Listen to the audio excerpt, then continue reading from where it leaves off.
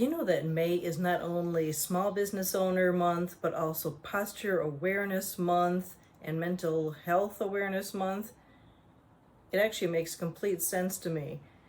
They all are interconnected. Well, for this video, I will be giving you some secrets of how my brain works when it comes to looking for ways that business owners can get new clients. I'm always told that I've got so many ideas. I want to be leaving a legacy so that when I'm not here, other people can understand how to go on with their businesses, even when it seems like it should be obvious, but it isn't. So with mental health awareness, okay, now how is this all connected? Well, with posture, for example, it's not all about standing up straight. It's about your attitude, which is another meaning for posture, which is, let me steal the dictionary here, steal a look, a conscious mental or outward behavioral attitude. If you don't have a good posture, like you're not sounding like you know what you're doing, or you don't sound confident, then who the heck is going to want your product anyway? Nobody. Like I said, it's not all about standing up straight. Although that is really important, because if you're slouching, you don't look like you really think highly of yourself anyway. And I will be giving you a link on my YouTube channel here for Tammy Shaw-Sykes, who is a posture expert. That does not mean that she knows excellently how to stand up straight. It's way more than that. Sorry, I thought that was funny. Anyway, the other part is for mental health awareness. I can only imagine how stressed out most small business owners are when they have this product or service they absolutely love, and for some reason it's not selling, or not as much as they thought it would. Or maybe they're just itching to get to the next level of their business. That could cause anybody anxiety, which means their mental health is not so great, and that attacks their posture. So like I said, it all is interconnected. So this is my contribution for the month of May to show you how I come up with new client ideas. I'm going to be talking about two companies, mainly one, but two for the heck of it, is Red Ladder, which is a new company that raises funds for organizations, and then The Arts Creative, which has a really cool art camp that starts in about 2 weeks, whenever school gets out. This is not meant to be like a commercial for either of them. It's more to help you to see how I think about what type of clients a person would want based on what they sell or make. Okay? So stick around. I'm going to show you a picture of a brochure and talk through the brochure, or actually it's a flyer, and you're going to be able to hear how I go through the thought process. Now, you might also say, well, ChatGPT can do this, or any AI program can do this. I would love to see that AI program that actually looks at your website and looks at your product, or does a tour of your facility and says, oh, you're a sign maker? That sign would look great in XYZ location. Now, while it might do that, it doesn't show emotion. It doesn't feel emotion. Emotion is how I often make my decisions, because it makes me feel a certain way when I look at a certain photo of something or a video of something. So you can also teach yourself to notice your emotions more and what that tells you about the marketplace you should be tapping into.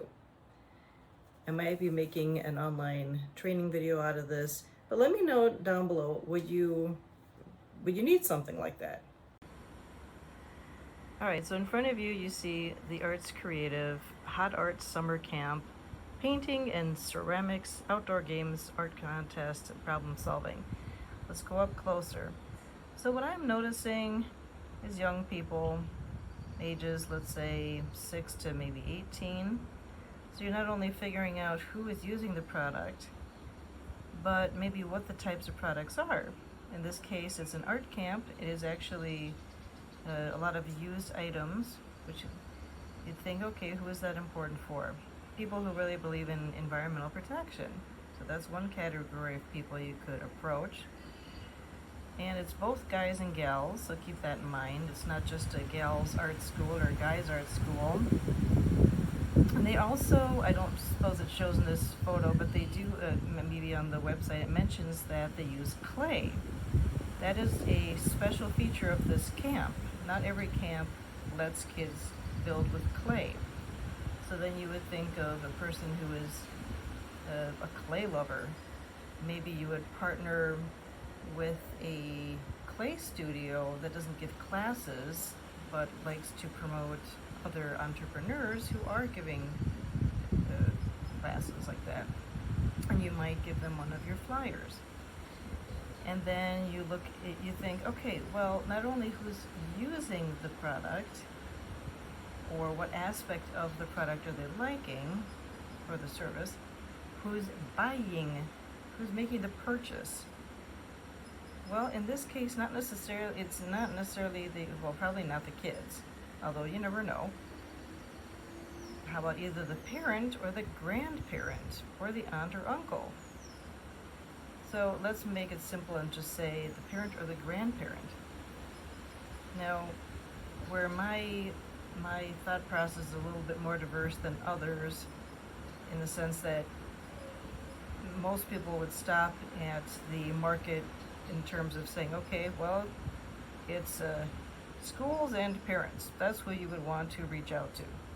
Oh, it's way more than that. So you see, the kids think of the grandparents. Where do the grandparents hang out? Because they would want flyers of this. Maybe they're paying for it. Who knows? They might even want to participate. So let me come back here. The point is simply to go to the people who already have influence on your client, because then the client will believe in you more.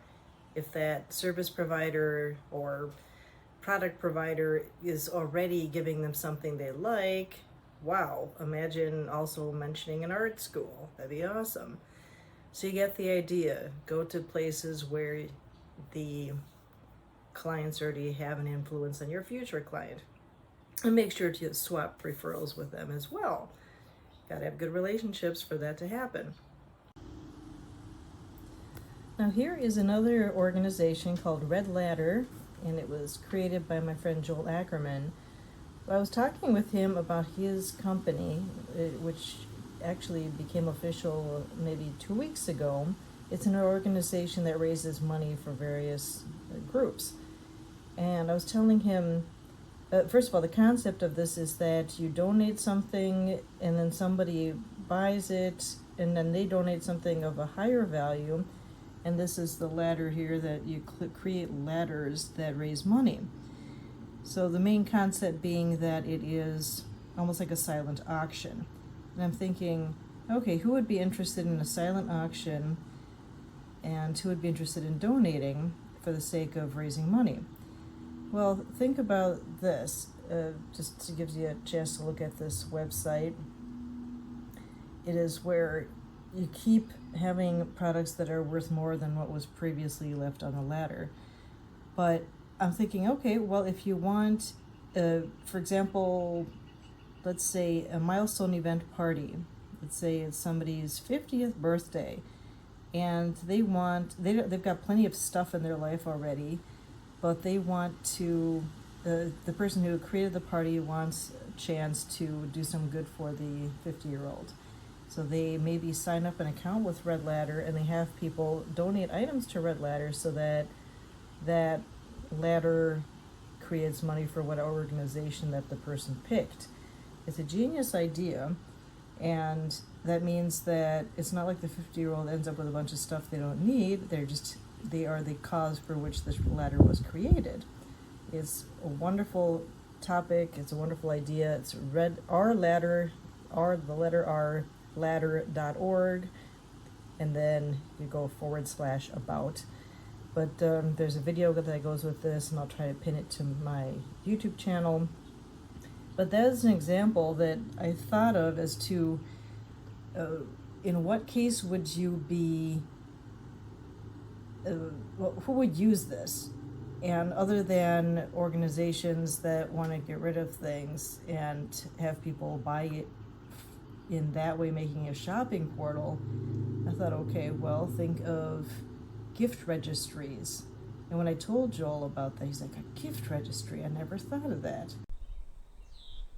Okay, so now you've gotten a taste for how I help people with extra ideas for marketing their business. Who could use their services or who could talk about their services?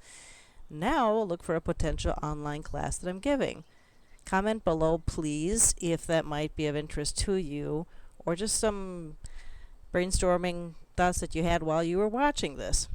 And be sure to check out Red Ladder if you're thinking of raising funds for an organization or if you're thinking of having a gift registry for a special someone. And of course, check out that art school in Bloomington, Minnesota if you live in this state. Thanks so much for subscribing and for sharing this.